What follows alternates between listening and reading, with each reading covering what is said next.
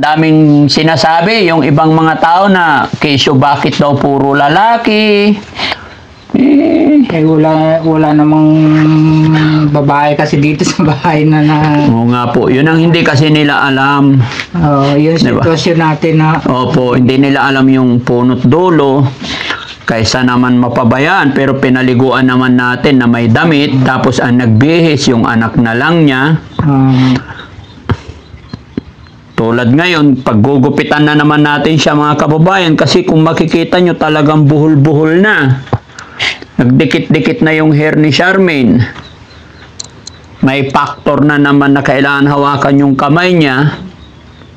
No? Charmaine? Sino naglagay ng ano mo, Charmaine? siya. Siya. Naglalagay din siya.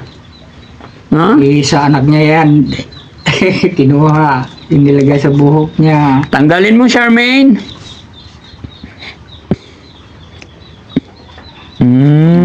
Ano yan? Pampaganda? Charmaine, kumusta ka na? Ha? Sagot na. Kumusta ka, Charmaine?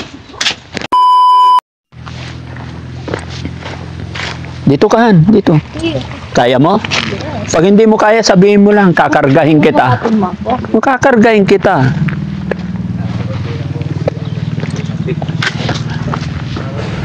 Parang ang lakas ng tubig dito. So, ibig sabihin, mapaw na naman doon. Or nataon na dito sila nagpapatubig ngayon. Oh, namumulaklak na yung palay nila. Ay! Ang layo-layo ng batang yun. Daddy Frankie pa rin ang sigaw. Ay! Anyay sida tayo! Ha? Dinengdeng! Nadamdama, mga anak!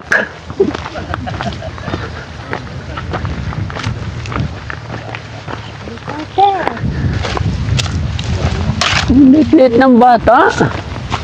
Ay mamaya kukuha tayo ng kamansiya pang gulay. Hingi tayo pag uwi. Ayan o, ang dami. Pwede namang hingi. Ha? Kamansi yan. Kukuha tayo pang gulay. Hindi kamansi yan. Masarap yan, Han. Ay, nga, natikman ko na yan. Nagpapatubig kasi sila.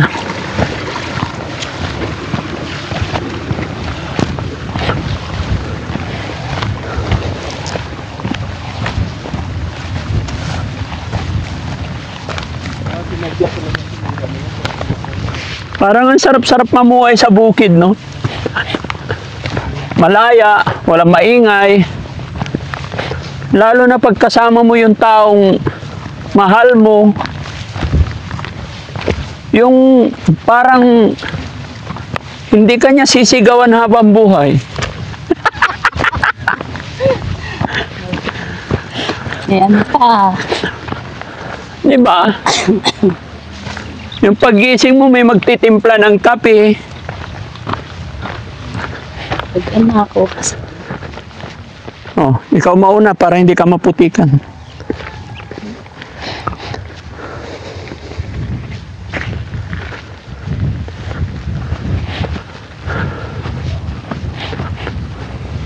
Tignan natin kung makakatawid si Aling Rochelle. Diyan ka. Malayo.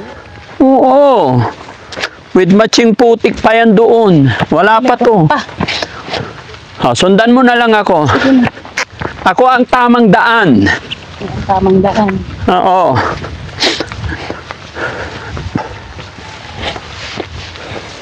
Madulas. Ayan na, maputik na.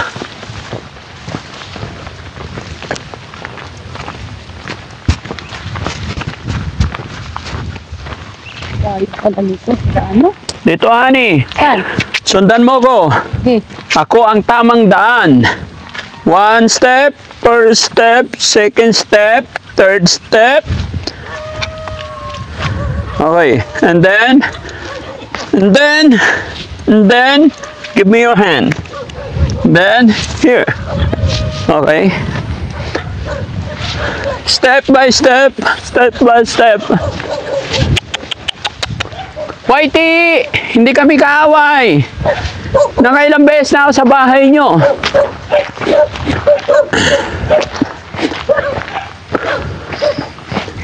Ano, honey? Kaya pa? Mauna ka kasi aso yan. Sa likod ka? Alalayan kita kasi may malakas na tubig dito. Uy, nga. Mas maganda yata tumawid doon. Okay, honey, ganito lang oh. Para hindi mabitin, dito muna. And then, dito. Wag doon ha. Oh, dito. And then, whoop. Oh, diba? Ganyan lang.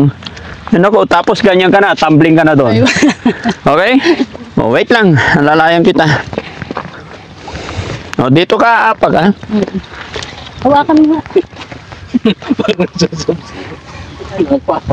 Yan. Yan. Oh, steady ka muna. Ayan. Oh. Whoop. Yan. Galing-galing naman. Galing. Okay? Dati akong taong bundo. Okay. Ay, kaya nyo na yan. Ayan. Kaya mo na. Ayun, mga kababayan, mga kabarangay. Alauna po ng hapon, galing po kami ng Pangasinan.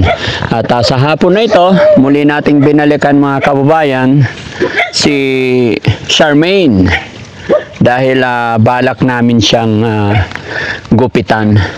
At the same time, kakausapin na rin namin yung kapatid, pag-uusapan na sana magiging maayos yung usapin namin kasi mayroon daw siyang kapatid na siya ang makakatulong sa amin para madala sa pagamutan. Diba? Kasi gaya na aking sinabi mga kababayan, kahit anong gawin po ng Team Daddy Frankie, kung walang representative, walang pamilya, ay hindi kami basta-basta makakapagdala. Lahat po ng dinadala namin mga kababayan, kailangan may relatives. Okay? So samahan nyo ko kung ano at kumustahin natin si Ate Charmaine.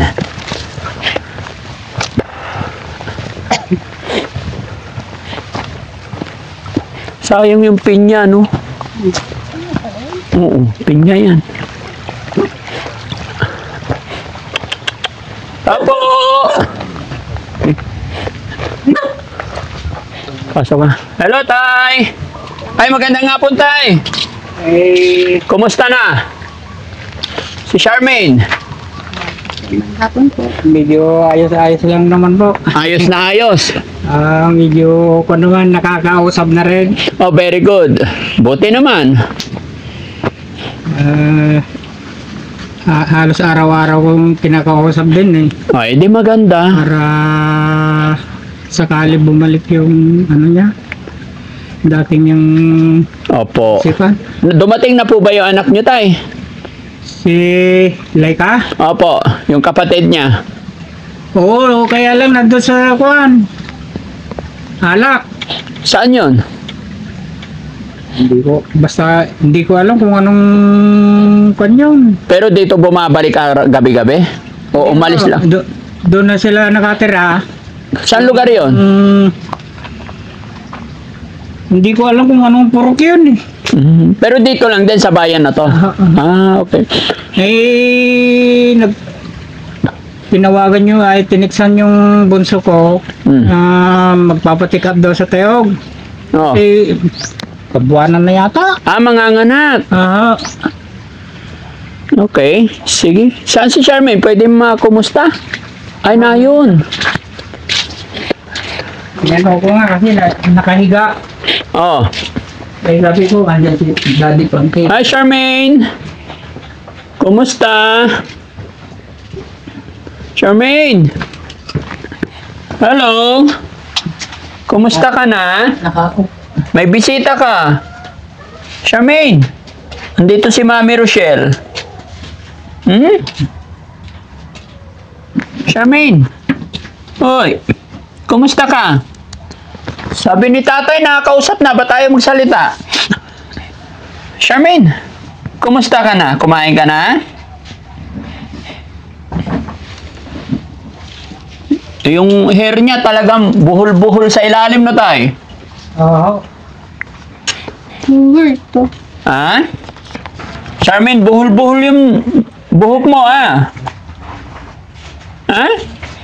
Ano nangyari sa anak? Ba't nakahiga pa rin? Hindi, umano na naman yung polio niya. Ah, yan yung ano? Pangalawa. Ah, Ano ibig sabihin umano yung polio? yung hindi makalakad. Hindi siya makalakad ngayon? Kaya hindi na naman nakapasok. Kahapon pumasok. No. Ewan ko bakit kanina umaga gigising. Anong pangalan niya? Ariano. Arian. Oo nga pala. Arian, kumusta ka? Ha? Ito yung pangalawang anak ni Charmaine, mga kababayan. Arian, kumusta ka? Okay ka lang? Opo. May lagnat ka? Ha? Wala naman. Bangon ka, bangon. Pwede ka bang bumangon? Upo lang? Oo. Ha? Ba't nakabalot si Arian? Okay ka lang? Bangon ka, anak. Bangon. Gusto pumunta sa kubita kanina umaga. Bubagapag na ako. No. Sabi ko, bakit? Bakit? Anong nangyari kay Arian? Hindi na naman ako. Arian, pwede ba kita makausap? Sige, Hindi bangon. ako makalakad. Sabi, Hindi siya makalakad. Hindi ka makalakad, Arian? Opo. Bakit? Ano nararamdaman mo? Huwag ka Sakit magtakip. po yung paa ko. Masakit yung paa mo? Namamaga ba? pati ngayong Patingin nga, pwede ba doon ikaw? Para makausap kita ng maayos doon? normal ka may pangalawa siya. Nung ilang Tanggalin mo yung kumot para makausap ka. Kumano na naman yung pulo niya. Mm-mm. Niya na pangatlo na lang daw kasi Ayan. kulang na sa kuan. Anong nangyari kay Arian? Hindi ka makalakad? Ano ba masakit sa'yo? Alin ang masakit kay Arian? Ay, itong mga, ano mo? Ano nararamdaman mo? Mga Sabihin mo kung kuan mo. Ilang taon na siya, tay? Ilang taon ka? 11 na yata. Ha? Mag-11 na yata. 11 na, pero parang maliit pa rin, no? Mas malaki pa nga yung bunso. Mas malaki pa yung bunso. Pero kahapon nakapasok ka pa. Opo. Tapos ngayong umaga hindi ka makalakad. Ba't ganun? Bigla lang? Opo. Ano ba pakiramdam mo? Ba't hindi ka makalakad? Masakit yung paa mo? Anong ginawa niyong gamot? Paraan? Ha? Hindi ko alam po. Hindi mo alam. Ganda pa naman ni Arian. No? Tingin ka kay daddy. Pag tinakausap ka. Anong gusto mo mangyari, Arian? Ano ba nararamdaman mo? Kawawa naman si Arian, no? May sakit si Arian, walang magkukumport sa kanya. Ha? Kaawa naman ng mga bata. Kaya sana gumaling na si Charmaine, ano? Opo. Gusto mo gumaling na yung mama mo? Para pag may sakit kayo, may mag-alaga sa inyo, ano? Opo. Charmaine! Carmen, kakausap ka ni Pat Daddy. Gusto sana namin siyang gupitan, tay. Kaya lang, nag-iisip ako, tay. Kasi yung pagpaligo namin nakaraan, yung pinaliguan natin, siguro yung mga ibang tao na hindi nila alam yung punot dulo, ang daming nagsasalita. Upo ka, tay. Ang daming sinasabi, yung ibang mga tao na, kesyo bakit daw puro lalaki? Wala namang babae kasi dito sa bahay na Oo nga po, yun ang hindi kasi nila alam. yung Diba? sitwasyon natin na Opo, hindi nila alam yung punot dulo.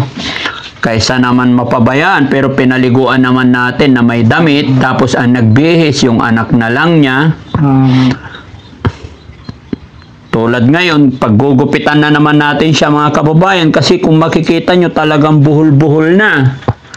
Nagdikit-dikit na yung hair ni Charmaine.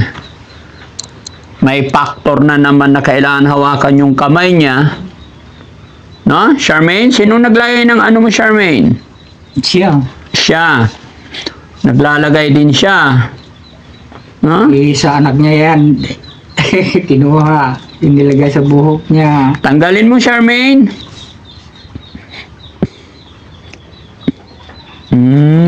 Ano yan? Pampaganda? Charmaine, kumusta ka na? Ha? Sagot na. Kumusta ka, Charmaine?